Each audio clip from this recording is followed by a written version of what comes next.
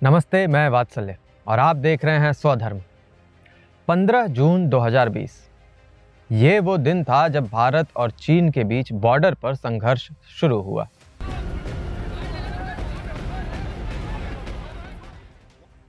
जगह थी लद्दाख।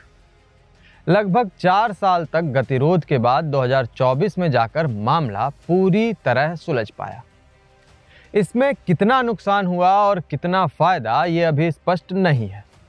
क्या भारत ने अपनी जमीन खोई है या फिर सब कुछ 15 जून 2020 से पहले की स्थिति पर लौट आया है, अभी इसको लेकर पूर्ण स्पष्टता नहीं है। लेकिन हमारा पड़ोसी हमें एक के बाद दूसरी चुनौती देता रहता है। नहीं, अब की बार कोई आमना सामना नहीं हुआ है सैनिकों का, कोई जान नहीं गई है, कोई अतिक्रमण भी नहीं हुआ है। इस बार चुनौती का कारण है एक बांध। जी, एक डैम। छोटा मोटा डैम नहीं, दुनिया का सबसे बड़ा डैम। कहां बनेगा और भारत के लिए यह चुनौती क्यों है? दरअसल जिस बांध की हम बात कर रहे हैं, ये बनने जा रहा है ब्रह्मपुत्र नदी पर, तिब्बत के मेडोग क्षेत्र में, भारतीय सीमा से लगभग 30 किलोमीटर दूर। 137 बिलियन डॉलर्स की कीमत का ये डैम दुनिया का सबसे बड़ा डैम होगा। आपको बता दूं कि अब तक का सबसे बड़ा डैम थ्री गॉर्जेस डैम भी चाइना में ही स्थित है। ये डैम यानी जो चाइना नया डैम बनाएगा, ये नामचा बारवा पीक के पास ग्रेट बेंड पर बनेगा। ग्रेट बेंड वो शार्प मोड़ है जहां ब्रह्मपुत्र नदी यू टर्न लेने के बाद भारत के अरुणाचल प्रदेश में प्रवेश करती है।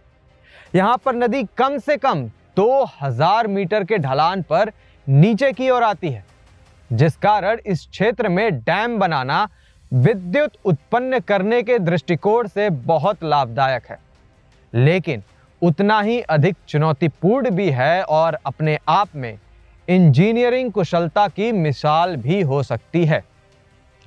ऐसा अनुमान है कि यह डैम बनने के बाद सालाना तिब्बत को 20 बिलियन युआन यानी 3 बिलियन डॉलर की कमाई करके देगा। वहीं बिजली उत्पादन की बात करें तो सालाना 300 बिलियन किलोवाट आवर का उत्पादन होगा, जो कि थ्री गॉर्जेस डैम से तिगुना बिजली उत्पन्न करने की क्षमता रखेगा। चीन का कहना है कि यह डैम उसके स्वच्छ ऊर्जा के लक्ष्यों को पूरा करने में मदद करेगा। आपको बता दूं कि ब्रह्मपुत्र नदी तिब्बत में मानसरोवर लेक के पास चेमा युंगडुंग ग्लेशियर से निकलती है। चाइना में इस नदी को यारलुंग ज़ैंगबो के नाम से जाना जाता है। फिर नामचा बारवा पर्वत के पास यू टर्न लेते हुए यह अरुणाचल के सादिया जिले में प्रवेश करती है और फिर बांग्लादेश में होते हुए बंगाल की खाड़ी में ड्रेन हो जाती है। भारत में ब्रह्मपुत्र और बांग्लादेश में इस नदी को जमुना के नाम से जाना जाता है। भूटान से उद्गम होने वाली कुछ नदियां भी ब्रह्मपुत्र में आकर मिल जाती हैं। लेकिन अब भारत के लिए यह डैम चिंता का विषय क्यों है? क्योंकि भारत को डर है कि चीन इस डैम का इस्तेमाल वाटर बॉम्ब के तौर पर कर सकता है। वाटर बॉम्ब, अब ये क्या होता है? वाटर बॉम्ब यानी चीन बहुत अधिक क्षमता में पानी को रोक कर रख सकता है और बिना बताए इस पानी को एक साथ छोड़ सकता है। ऐसा करने पर भारत में बाढ़ के कारण तबाही हो सकती है और इससे जान माल दोनों का भारी नुकसान होगा।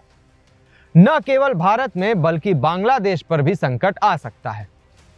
इसके अलावा चीन ब्रह्मपुत्र नदी के पानी का अपने हिसाब से मनमाना इस्तेमाल भी कर सकता है, जिसके कारण भारत और बांग्लादेश में पानी की किल्लत हो सकती है। आपको बता दूं कि अंतर्राष्ट्रीय सीमा पार करने वाली नदियों के संबंध में पानी का बराबर और उचित उपयोग करने के लिए एक संधि भी है, जिसका नाम है United Nations convention on non navigational uses of international water courses. लेकिन दुख की बात तो यह है कि भारत इस संधि का हवाला भी नहीं दे सकता है चीन के खिलाफ, क्योंकि भारत तो इस संधि को स्वीकार कर चुका है, लेकिन चाइना ने नहीं किया है। एक बड़ा खतरा और है, वो है प्राकृतिक आपदा का खतरा। पूरा हिमालय अस्थिर क्षेत्र है, यहां किसी भी प्रकार की प्राकृतिक आपदा आ सकती है और ये डैम ऐसी जगह बन रहा है जहां पर धरती के दो टेक्टोनिक प्लेट्स आपस में कन्वर्ज करते हैं। जिसके कारण इस क्षेत्र में इतना बड़ा प्रोजेक्ट बनाना बहुत जोखिम का काम है। जब चाइना का थ्री गॉर्जेस डैम बनकर तैयार हुआ तो लगभग 14 लाख लोगों को विस्थापित होना पड़ा था और कितने जीव जंतु गायब हो गए उसका तो कोई हिसाब ही नहीं है। अब हम सोच सकते हैं कि हिमालय के ऊपर बनने जा रहे इस डैम से प्रकृति का कितना विनाश होने जा रहा है, जिसका असर भारत और चीन दोनों पर पड़ेगा। तो इस पूरे मसले पर भारत के पास क्या उपाय हैं?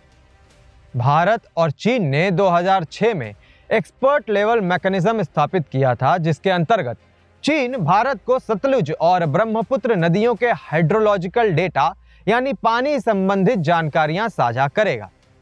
हालांकि चीन चाहे तो इसका पालन न भी करे। भारत चीन के इस डैम को काउंटर करने के लिए अरुणाचल में एक डैम बनाने की योजना में है।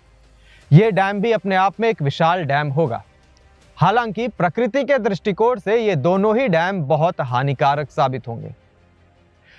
इस पूरी खबर पर आपकी क्या राय है? कमेंट करके अवश्य बताएं। धन्यवाद।